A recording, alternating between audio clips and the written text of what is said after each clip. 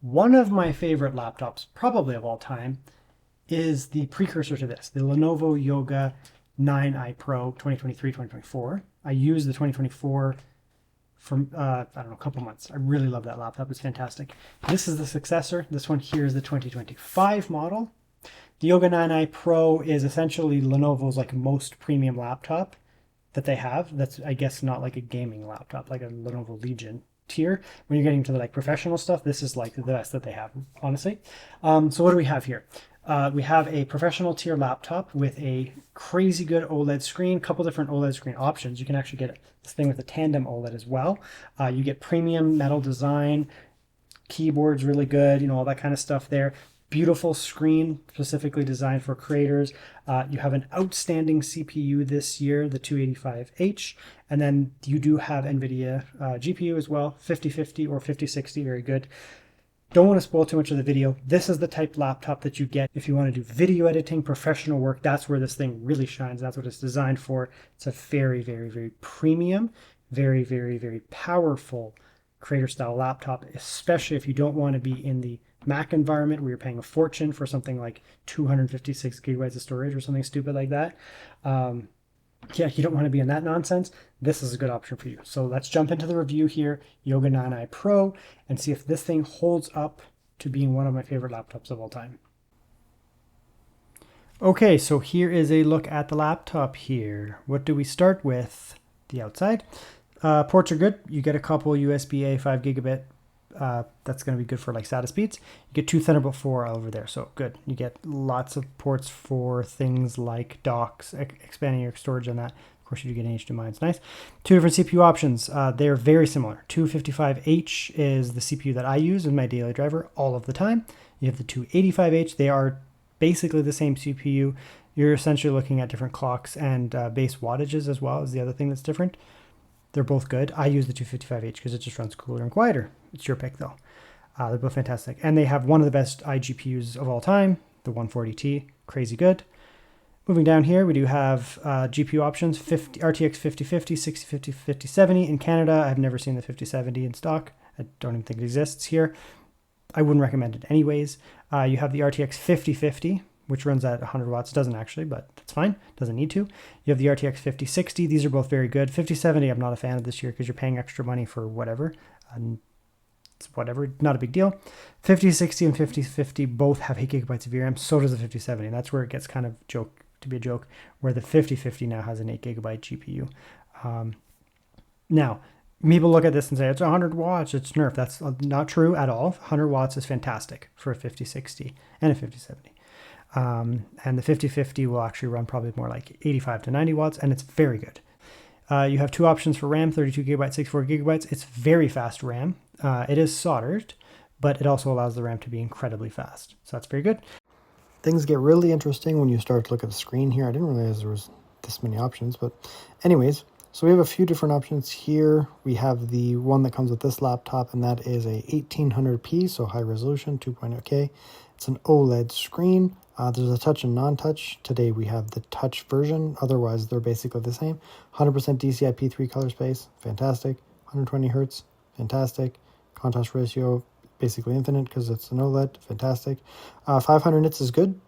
That's basically where you're going to get an SDR. That's pretty good, not bad for an OLED. Then they have this option here, these two here, which we do not have today. In Canada, I've seen them only equipped on the 5060 and not on the 5050. But what this is here is it's a tandem OLED. It doesn't say here anyways, but anyways, it's a tandem OLED, which allows you to get to 1000 nits of brightness, just in SDR, 1600 in HDR. And that, I mean, that's is very bright for an OLED. And considering this is a glossy OLED, that tandem OLED can really help with overcoming glare and reflections. Alrighty then. So here is a look at the laptop. I'm going to bring in my ThinkBook, do a little bit of a comparison. I brought in my ThinkBook. ThinkBooks and Yogas are actually very similar now. You can see they both have the gray kind of design. This is a Chinese exclusive model, so it's more premium than what we can get in North America. You can buy it, but we don't have access to the specific one. You can see it's an all metal design as well. Metal bottom, metal top. Metal in here, same as this Yoga, right? You're going to get a lot of metal on these here. kind of slim design. Yogas tend to be rounded. ThinkBooks tend to be more prone to being kind of sharp like that. They're both actually surprisingly premium. Lenovo used to sell especially the ThinkBooks as like a budget offering, and the Yogas kind of still have like a wide range. But when you get into the Yoga Pros and these like premium Chinese ThinkBooks, they're extremely premium. You can see the kind of design language is similar. Same type of keyboard, very, very similar keyboards, very similar type of design language overall. Now, what I do want to do is just have a quick look at the design. So again, you have a metal lid here, very sleek, kind of gray material, silvery gray. A little different than last year. It actually looks a little different than last year. It's actually, I believe, slightly thinner than last year. The lid is definitely different. You have rounded bottom there, decent ports on it, as you can see. SD card, 2 USB-A on the left side with a camera kill switch, power. Exhausts out the back, but actually kind of down here. And then on the left side, you get your power in. You get HDMI, 2 Thunderbolt ports, and a microphone headphone combo jack. They're actually pretty sleek, to be honest. The bottom there, you get speakers firing down and intake there. Okay. Inside, easy to get into. I just took out some screws and just literally popped the bottom, metal bottom. These are super easy to get into. The inside looks pretty good. It does not have as much robust cooling as the Legion 7, which would be actually its closest competitor. Legions do prioritize cooling, but then you sacrifice some other things. Like, for example, this is a creator-focused laptop, so you're going to get things like better audio in that. Still pretty good cooling, but the Legions just generally have better cooling. This here has a 285H processor in it. My laptop here has a 255H. They're actually very similar. They're technically almost the same, just different TGPs. But yeah, you can see in here, you do get a pretty decent sized battery, 84 watt hours. Not really much more room. You could, I guess, cut down the speakers, but trust me, you'll see when we get to the audio, you don't want to do that. I've already tested them. Massive big boomers there for speakers. They sound incredible. We do get 2 NVMe slots. It's weird because one of them is a 2242, and there's just this like little piece out here with this soldered Wi-Fi there. It's weirdly placed. They could put a 2280 like last year, but this is also a thinner laptop than a lot on the market that would be in this kind of category. But despite that, it packs a lot of punch. So it's probably, they can't make the battery more Z height and shrink it down. They would have to finagle a little bit. But regardless, they did actually get a second NVMe slot anyway. So this one takes a full 2280, 2242. I'm fine with that because you could get like an 8 terabyte here with no problems whatsoever. And then this could be up to 2. So you could get an easy 10 terabytes inside this thing. That's very good. RAM is soldered to the motherboard. So make sure you get the amount of RAM you want, 32. It's fine. 2 heat pipe solution here, like one there combined, and then separate for each one. And I'm not sure which is which, but CPU and GPU or something like that, whatever. It does have those curved fans that don't produce like a weird, annoying humming sound or irritating noise. They're not actually very thick fans, but they move a decent amount of air. This thing's not designed to be the most cool solution. It's not like a Legion where they really focus on cooling. It does have generally good performance, generally decent kind of cooling focus, but then they also add in things like these massive speakers here, which do make a big difference. So, it kind of almost looks like a gaming laptop inside, but like a super slim style one. But let's close it up and we'll get it fired up. We'll start testing it. So the keyboard here is, I would say, probably second in my preference lineup. I do prefer some Legion keyboards like the Legion 7i, but this would come in like a close second. There's some like you can get like Cherry MX switches on some of the Alienware ones, which are obviously like that's something special. But in terms of like non-mechanical switches, this would be like second best for me. Second on to the Legion. You get a rubberized kind of texture here, and it's kind of like if you've ever used a Microsoft Surface laptop, that's how they feel. But I guess these are becoming, this texture is being popular enough that people have probably used them. There's sometimes, the previous Yogas and IdeaPads would have like, I don't know, this kind of material, like a smooth plasticky material on the keys, and they went with rubbery here. I don't have a preference for one or the other, doesn't matter, but I generally like this keyboard. You do get a full-size numpad. This does appeal specifically towards professionals, and if you don't like numpads, okay, that's nice.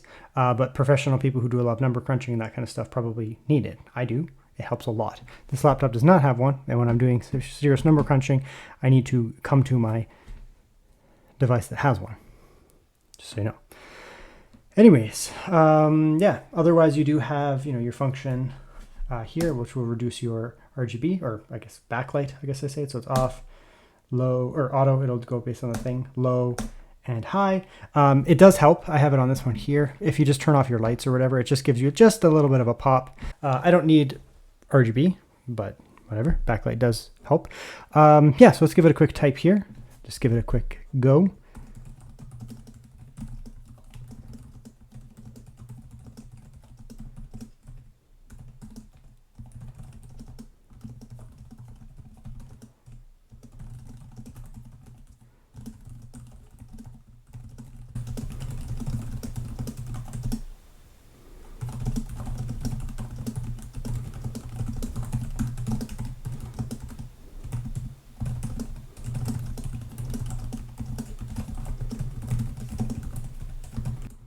Yeah, so it's a rock solid 10 out of 10.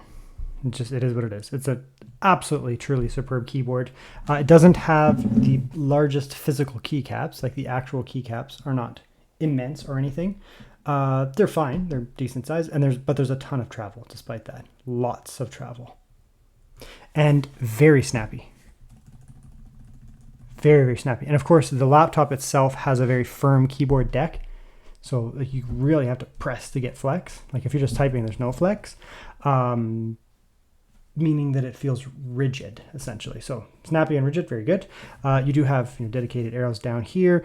You have your function keys up here, volume up, volume down. Lenovo, you can do function escape, swap those into function keys, or you can have them like that so that they're the alternatives. And of course, you do have profiles on this. So you can go function Q, balanced, battery saver, or silent, whatever you want to call it, and performance mode. And those actually do matter. You'll see when we get to CPU testing, game testing, those modes actually do matter quite a bit. Get out of here. Very good. Trackpad is a massive behemoth. It's not haptic or anything, but it is huge. I don't need something necessarily that big. Personally, I like something slightly smaller, but I think most people these days are starting to lean towards gigantic trackpads for whatever reason, because Mac did it. It does have good like palm rejection. You can see it's not moving, but even with my hand on there, I can still do like that. See, that's going to still move even with my hand on it because it knows the difference between that and that. So even though it's huge and my hands are basically always on when I'm typing, it doesn't move. The other thing is it does have a glass cover or acrylic or whatever, some type of clear coating. So it does feel extremely smooth and the click is pretty good. Watch this. I always will go for something a little bit more noisy. That's just me, but nonetheless, it does have a fairly sharp click. It doesn't have a ton of travel. It's not like a huge plunging thing, which I don't like because it feels kind of gross when you do that. It doesn't have that issue, I guess I'd say, but the actual like click feels pretty nice. So yeah, good trackpad overall. Not my favorite, but a lot of people are going to freaking love this. It's just my personal preference. Keyboard is a 10 out of 10. It is what it is. Fantastic. Now, screen. There are two screen options. You can see me reflected in there. There's two screen options on this laptop. There is a standard OLED, as you can see here. This is the standard OLED, very glossy. As you can see, it's a very glossy screen, touch screen. This is a 500 nit screen, and then there's the tandem OLED, which is the incredibly bright one, which they didn't send me that. This is the 5050 model, does not come with the tandem OLED. At some point, I'll try the tandem OLED and see how bright it is. Glossy screens do have issues with gloss, as you can see, but like normally you get it to an angle, so you can see a little bit there. I can't see that, like that line right there, I can't see that because I'm at a different angle than you. Right now I have this positioned so that I have minimal reflections in my view right now, but I'm recording this for the camera, so it's hard to get it so that it matches what I see, but based on the way that it's positioned, that light overhead is going to be annoying. Anyways, yeah, you can position it and reduce the glare, like reflections a little bit. But if you're in like a super bright outdoor environment, you don't want to get a glossy touchscreen. Obviously, like that wouldn't even make sense. Get a glossy touchscreen OLED? No, you don't do that. You get an IPS. But if you're doing creative type work indoors, it probably won't bother you as much. If you are worried about reflections, getting that tandem OLED will mean it's brighter, so it can actually cut through the reflection slightly more. Just be aware of that. Specs here, you do have a high resolution, which offers a high pixel density. It's actually above 1600p. You get 1800p. That's nice to see. That's going to allow you to have basically very high pixel density on the screen, and you do get a high refresh. Man, this thing's hard to record. I don't see that. That's the problem. Anyways, but you do get 60 hertz or 120 hertz. Very good. So you get high refresh, and then you get high high pixel density as well. It's not really too wobbly. If you give it like smack it, I guess it is, but it does have fairly rigid. Move the desk. It's like pretty standard, I guess I'd say in that regards. Again, it is a touchscreen. So if you just want to quick navigate, I personally use touchscreens, but if you want them, sure. It does allow you to quick navigate through stuff if it's annoying. And if you're doing like creative type work, it can be nice to do that. Your choice. Now it does have a very incredibly glossy screen, as I've already said. There's advantages to glossy screens and disadvantages. Disadvantages are they're reflective. So you're going to get things like that. Advantages to glossy screens for some people are actually going to outweigh the disadvantages. It just depends what you do. Glossy screens are incredibly vibrant. This here is a non-OLED screen. It's also a non-glossy screen.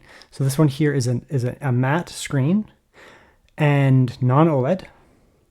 And it has some advantages over this, and this has some advantages over this. Now, let me actually, you know what? I'll bring in this computer for this part because it's useful. I'm going to show this video here. Now, the reason is I'm going to show off two screens. These are two screens you can see that are going to look very different, but they actually are more similar than you might think. So on the left here, we have a 120 hertz screen with a high pixel density. This is 1920. This is 1800p. They're very close. This one has higher pixel density because it's smaller, but they're very similar, both considered high density screens, high pixel density screens. This one here is 100% DCI-P3 color space. So it's going to be incredibly rich. You're going to get super saturated reds, super saturated greens. A lot of reasons why people, they went into OLEDs and they're like, oh my God, they're the best screens ever. Not necessarily because of the blacks, but a lot of it was because good color space. They came from a crappy color space. Now they're in a good color space. So this has an incredibly good color space. This has the same color space, 100% DCI-P3, 100% DCI-P3. This here is an OLED, so you get absolute blacks. This here is an IPS, you do not get absolute blacks. So comparing the blacks between them, this has very good IPS blacks, but it's not even close. This is just, the pixels are just off when it's in a black scene. When you turn the lights down and you don't have all this stuff reflecting, the blacks are going to become massively more rich on here. We'll come in here. So both of them have incredibly rich reds, basically very similar. It's going to be hard to show this on camera because it's just the way that these things kind of react with one another. But they both have very, very, very rich reds, very rich reds. When we come a little further in, the reds don't necessarily look the same. I'll get into that in a second. The blacks look way different. So, I mean, again, this is very reflective because I have lots of lights on. If you were to kill off some of the lights, it would help. This is a good IPS black, generally speaking, but I can see that this is not like a true black. I can see the light. Here, not necessarily. When you turn off the lights, now.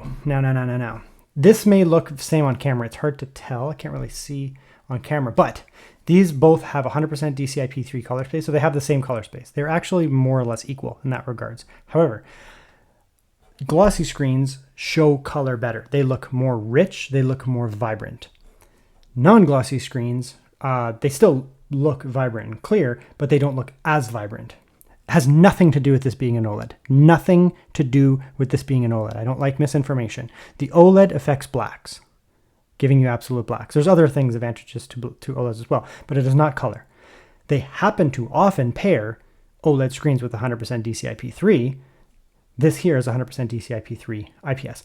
If this was a glossy IPS here and a glossy OLED, this scene would look essentially identical. You wouldn't be able to tell the difference, okay? It's the gloss that really makes the colors have that extra little edge on top of it. So you need to make the decision. Do you want a glossy screen that's going to give you even more vibrancy in the colors, ever so slightly more? Or do you want to go with a matte that's going to give you slightly less vibrancy, but you get no reflection? So anyways, it's a killer screen. It's a killer screen. You're going to get absolutely gorgeous colors. And I'm really touching on the screen so much in this video because it's a huge selling feature of the laptop. I wish that I could try the tandem OLED, which will be brighter and it'll help cut through some of the glare. Okay, so watch your headphones. Like I said, this thing is crazy.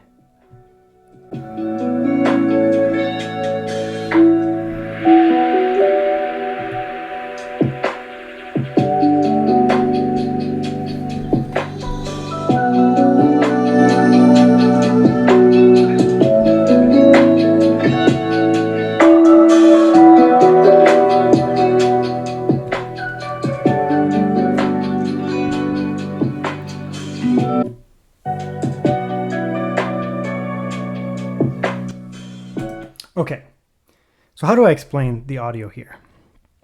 It has levels of bass that you don't hear on other laptops. Not that they're like muted and like you're like, oh, you know, it's kind of like underwhelming on the laptops. No, you don't even hear them on other laptops. The deep bass you can't hear on most laptops. It's not present.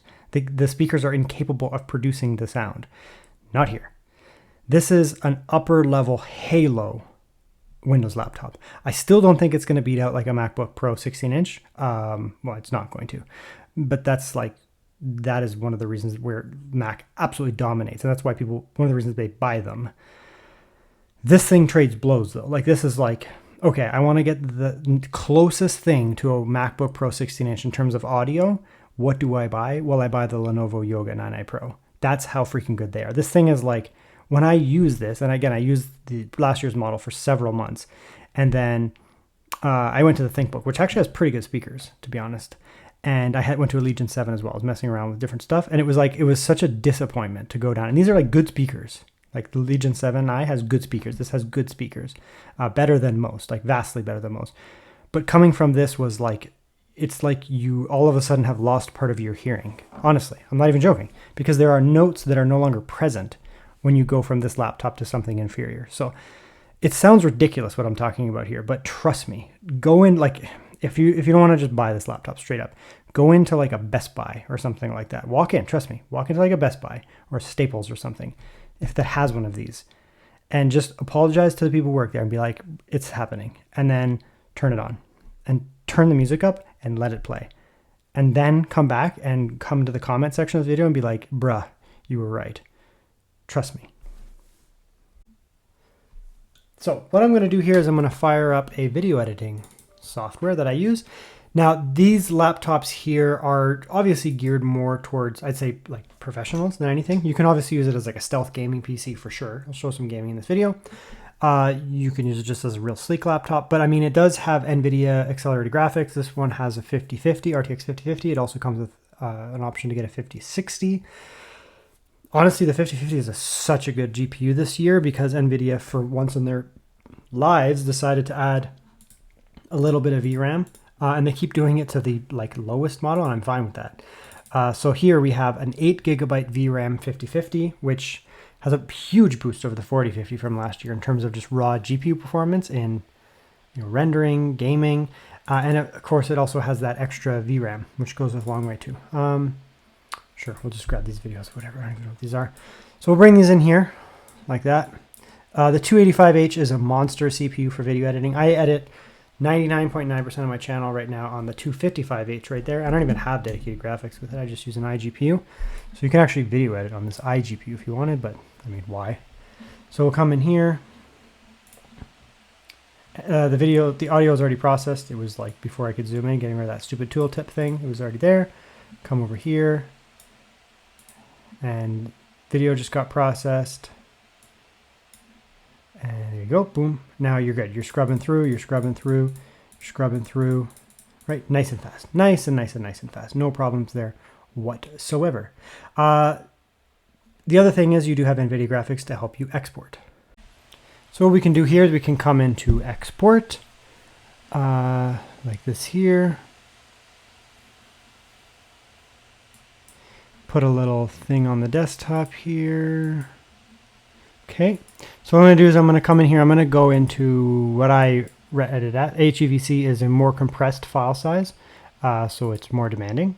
Go like that there. 4K 60 HEVC, so it's more compressed. Come in here, make sure we have the NVIDIA. You can use the Intel, obviously, to a 140T, sorry, iGPU. It's very good, but why would you do that? This is going to be faster. It's an 8GB VRAM GPU with adequate performance. It really will help export videos and do a very good job. Okay, and here we are closing it out. It's obviously not going to match my, my RTX 5070 Ti desktop, which is right there. But it's fast. I mean, that was a 16.45 minute video, 4K 60, and it came out in 3 minutes.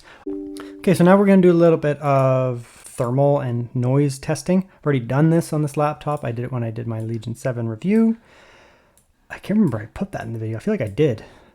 And give this a run. You'll see how quiet it is, how noisy it is. My ambient temperature is fairly high. I guess it's about 26 degrees in my office. That's pretty high for an office.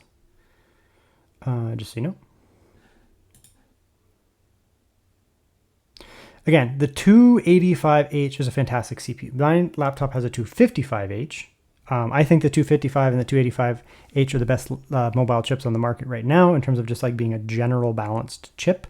You get a crazy good iGPU, and the CPU itself is quite good. It's efficient. That's the main thing. The 285H runs hotter than the 255H because it's a higher wattage variant, but they're basically the same chip.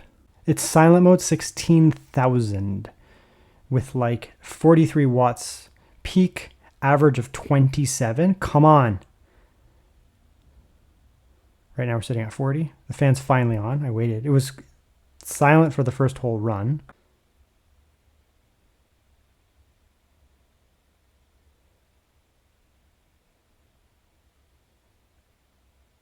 Yeah, so sub 40 dB. A few minutes of performance mode here. The score was 20,000 and it's just kind of peaking at 20,000, and then multiple runs is just 19,750, whatever. No noise. It's not noisy by any means. It's very quiet under performance mode. No whirring, like woo, woo, woo, woo, woo, woo. No hissing, like so it's actually a pleasant experience for a change to actually listen to this laptop. It is not going to irritate you at all. Even under full load like this, if there's someone sitting beside you, it won't bother them. Temperatures are very reasonable. We peaked at 82, 83, and we're static at about 65 through multiple runs here. And no throttling. It can get a little warm, but again, I'm in a hot office and there's no throttling under full load here. This is coming from me. So if you know me and you watch my channel for years, you know that I spent years telling people to not buy laptops with Intel chips because they were not good. They were hotter than the AMD variants. They had horrible iGPUs. They had terrible battery life. They were just bad picks compared to AMD. That is no longer the case.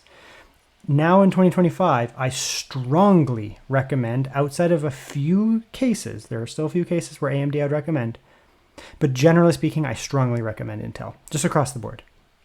High performance gaming chips, 275HX, 255HX, offer incredible performance, and they park well for battery life. Very well for a gaming chip. Then we have these here, the Arrow Lake 255H in my daily driver laptop. You guys know I could pick from any laptop that I want. I review countless laptops, and I could choose whichever one I want. I picked the Arrow Lake 255H. This is a 285H. It's basically the same chip. There's not really any real world difference between the two of them. They have incredibly good iGPUs, especially because my laptop doesn't have dedicated graphics. Intel has made huge strides with their iGPUs. And the CPU, I just prefer it. It has actually such good battery life, offers incredibly good performance, and it's not hot. And of course, they also have the Lunar Lake chip, which is its own thing, just like the Battery King. Intel is just absolutely, it's funny. They kind of have lost it in the desktop space where they started to get beat up quite a bit by AMD. And back in the day, it was, AMD, you buy their laptops, but you don't buy their desktops. And now it's flipped. Intel, you probably aren't going to buy their desktops, but their laptops are just way better than AMD now, just way better. So yeah, what a weird world where I'm recommending Intel, almost consistently whenever I can. And I'm probably the biggest hater for Intel. I mean, just reality, right? I just got so pissed at them for years and years and years of no progress in their laptops. And I'm sure they didn't give a shit about me, but it doesn't matter. They're making huge strides and their performance is now quite good. And I'm very happy to see it. I'm very happy to see good performance from Intel. Okay, so we're doing those Cinebench runs here. No issues with surface temperatures.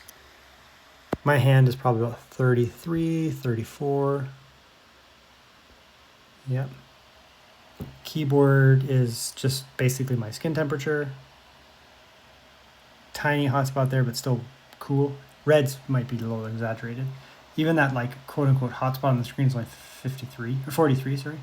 There's a little bit of heat here because that's where the actual laptop exhausts out. There might be a little bit of heat leaking, but generally speaking, it's not blasting the screen. So that's good to see. There are laptops that I've tested that have this kind of layout where it exhausts out the top there and it'll blast the screen. You do not want that to happen. Bottom, I mean, your legs are going to sit here. It's like the same temperature as my skin. In the middle there, that's not hot. Might be a little warm, but it's not hot. At the back here, yeah, anywhere where your skin is going to touch is going to be cool. And even the vent itself is only 50, so it's generally running pretty darn cool. I mean, it's not an HX chip, so this thing's going to easily be able to handle it. Okay, just quickly looking at a couple other benchmarks outside of the Cinebench stuff. Wi-Fi is good enough. I'm in my two floors up from my Wi-Fi router, so I don't have very good reception. The speed is just fine, and more importantly, the connection signal is good, so no issues there. Looking at the included NVMe, it's just that little guy, but it's good. I mean, an SN7100S, you're getting upper tier Gen 4 speeds here, very good. Again, you have a second slot if desired. Then looking at the battery life, this is where things get more interesting this year for Intel because their battery life is generally good. Their HX chips have better battery life. Their Lunar Lake chips are the absolute kings of battery life right now. And then we also have the H chips, like here, the Arrow Lake H chips. I'm used to using the 255H, so I have a ton of experience. It's my daily driver for months now. There's a 285H, very, very similar. Here we're at 100% brightness, not dimmed down. I don't do that kind of testing. And we're looking here at 7.14 watts basically being burned right now, an average of 9.4, just kind of hanging out windows, moving around a little bit. So we get about 10 hours. 10 hours battery life. That's not bad. That is not bad. Then moving over here and looking at some 1080p 60 YouTube, just letting it run for a little while, probably about 10 or 15 minutes. I actually cut off the bottom here, but probably about 10 or 15 minutes. Yeah, and it does go up for sure, but we're still looking at about 12 watts or so, something like that. So that's still going to be good for, 8 hours. Something along those lines. So this is the type laptop you'll be able to take with you on the go. You'll be able to get no problem 6 to 8 hours of real world use, actual real world use. Obviously, if you're rendering videos and gaming and that kind of stuff, it's going to go down, but just using the laptop as you would use it on the go on battery, it's going to give you very good battery life, rest assured. Now, of course, you will be able to game, and you'll be able to game very well. This is a 50-50. The RTX 5060 does not need 115 watts. It pretty much peaks at 100 watts, and to be honest, you can actually go lower than that. You can go down to like 80 watts, and you lose like 4% performance, but I consider 100 watts to be peak. The 5050 here does not need the 100 watts that it can go up to. It makes almost no difference. Going from 75, 80 all the way up to 80 adds like 1 or 2 frames. I've proven that extensively in a lot of videos, and other people will agree with me, and it's just fact, so it doesn't really matter. Don't get gaslit into thinking that you need to have 150,000 watts on your GPU for it to work. It is completely not true, and it's nonsense, and it makes people buy things that they don't need. This thing here is going to run very well. Now, anyways, we'll come in here. So this thing has a high resolution, 1800p. So just remember that. This is not 1080p. This is not even 1440p or even 1600p. This is 1800p. So the game does max at 60 FPS. You just can't go above that. So we'll just go like this. Let's go like this. We'll hit it a little hard. So we'll go DLSS quality, everything on high right here. And let's see what we can get. And this is the Metal Gear Snake Eater, which is actually brutal to run, to be honest. Snake Eater Delta is so hard to run. It's just like obliterating systems. I did not mean to go that way. Yeah, that's fine. I don't want to go up there and fight immediately. So we can see here, I mean, you're going to get excellent performance overall. There's like a load screen there. 55, 1800p, 1800p. Okay, not 1600p, not 1440p, not 1200p, 1800p. So balance is going to run well. This is just a 5050, not a 5070 Ti. But we have 8 gigabytes of VRAM, so we're not going to worry about VRAM here. That's nice. I do not know how to play this game on a controller or without a controller. I've never done it. But anyways, it's going to run very well. You can see 60. We're getting an easy locked 60 or so in some places. We'll get some drop down, but excellent regardless. Again, this is the game maxed with a little tiny bit of scaling. The GPU here is running at 75 watts, which, I mean, honestly, jumping up to 100 watts is not really going to give you much of anything. I've already done extensive testing in this. It's going to run quite well. That's in performance mode. Just want to double check that. 70, 75 or so. The CPU here, it's about 38, 45. It should sit around 40, 45. This game is pretty hard to run, by the way. Yeah, 50 watts there. 72 on the GPU, on the CPU. 75 on the GPU. 50 on the CPU, so it's running pretty darn well. Yeah, it's not bad.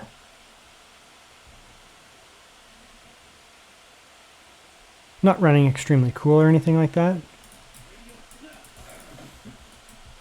But I don't actually know how to play this.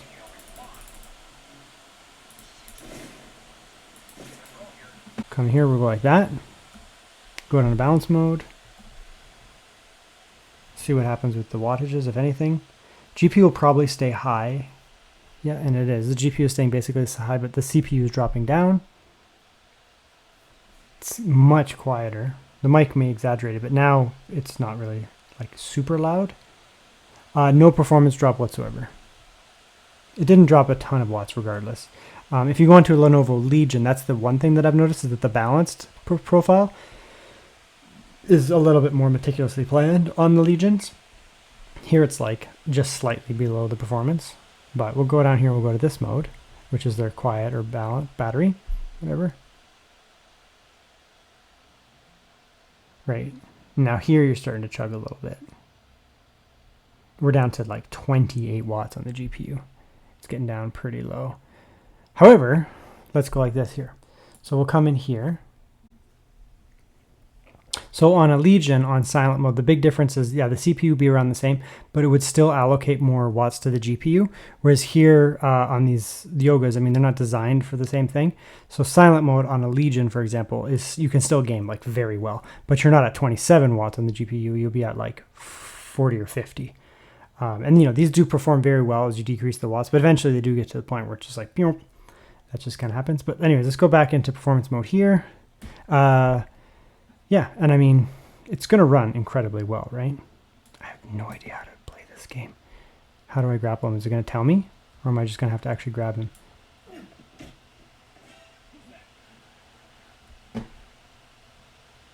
If you shoot, your buddy dies.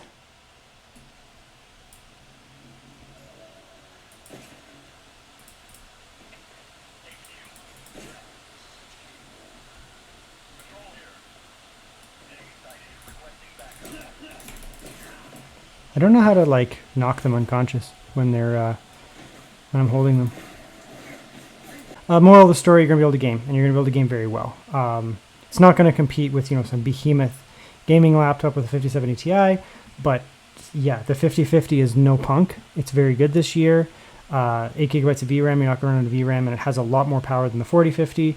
And of course, this laptop, you can get it up to a 5060 as well, which will obviously perform better. I mean, there's a pretty big jump between a 5050 and 5060, but don't feel like the 5050 is going to be slouch when it comes to video editing or gaming, because it's not. It's actually quite capable.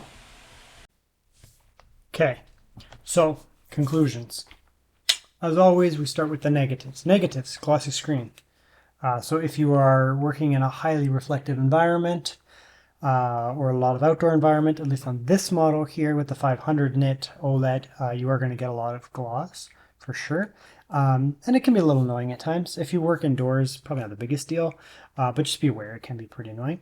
There is the tandem OLED on the 5060 model, which is 1000 nits. That's a big jump in brightness, and the brightness can cut through the reflections. If you have, like, for example, a black spot, it's not going to make a difference on an OLED, because on a black area, the OLED's actually off, so there's nothing to brighten through. But there is areas like, you know, that's some color in there. You can see that reflective spot. And if it's, you know, tandem OLED, it's going to be much brighter, so it'll cut through there a little bit. So that's that. Other negatives, I don't really think there's any. It's expensive. It's very expensive. So I guess that's a legit thing. You know, you're getting into like MacBook price territory.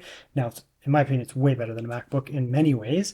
So that's not like, you know, big negative that it's that expensive. It's just be aware. There's always Lenovo coupons and stuff you can get to bring the prices down. Those are the only real negatives. I guess, like, you know, it doesn't have the Legion profile for silent mode if you're going to do some gaming. I guess it's not meant for that, but sure. And I guess that's probably it. Now, positives. Let's go through the chassis. Very premium, very thin this year. You can see that there. Can you see that? Yes, you can. Very thin, not overly heavy or anything like that. It's lighter than last year for sure.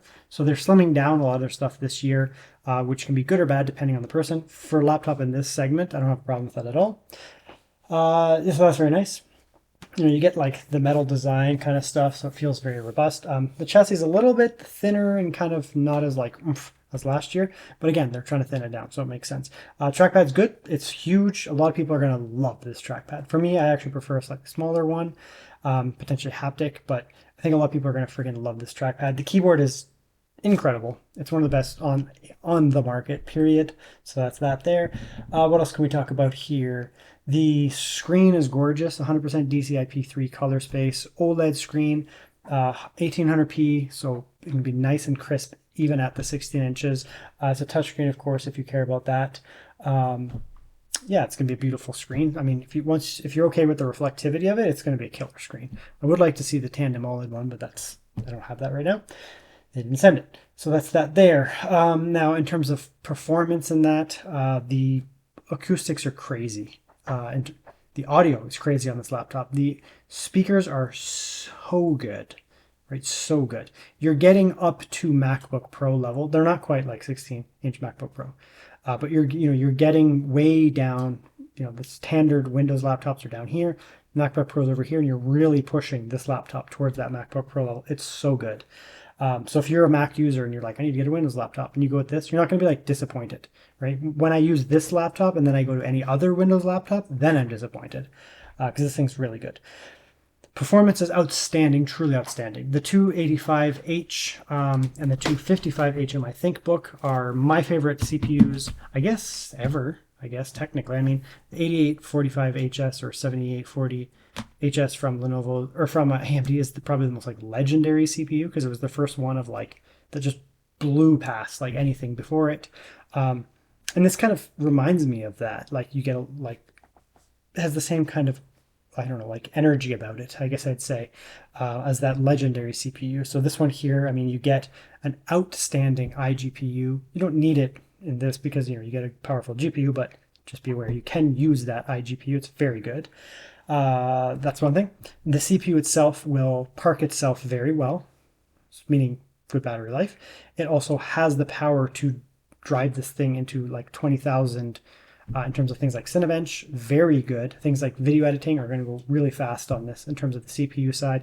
Code compile, all that. It's going to be really good. And it doesn't run super hot because it doesn't use a lot of watts to get there. The GPU, of course, is obviously very nice. Getting a 5050 is good this year because the raw specs of the 5050 are improved over the 4050. And you get an extra 2 gigabytes of VRAM. VRAM is important for video editing, so that's nice. And if you do play games on it, if you do, it will make a huge difference, honestly. So that's really good as well. Having that pair is nice. Of course, there's the 5060. You don't get any extra VRAM, but it is more powerful. So consider that, I guess. Internals are good too. You get pretty good cooling on it. Not like crazy robust Legion level cooling, but good. Enough to handle it. It keeps it cool enough that it doesn't throttle. That makes me happy. You get 2 NVMEs, one being 2242, one being 2280. It's good. That's it. Big battery. Good battery life, really good battery life, so it's good. So if you're looking for a premium MacBook Pro type competitor, very thin, light, it's actually lighter than MacBook Pro for sure, more portable I'd say. This is probably the one, the Yoga 9i Pro 2025. It's a successor to the 2024, which is one of my favorite laptops. I love that laptop. And they've done some changes here to make it interesting this year. So very, very good. Consider it, check it out. If there's a good sale on it or something like that, it might be worth picking up. I will put some links in the video description down below for any store that I can find for Lenovo.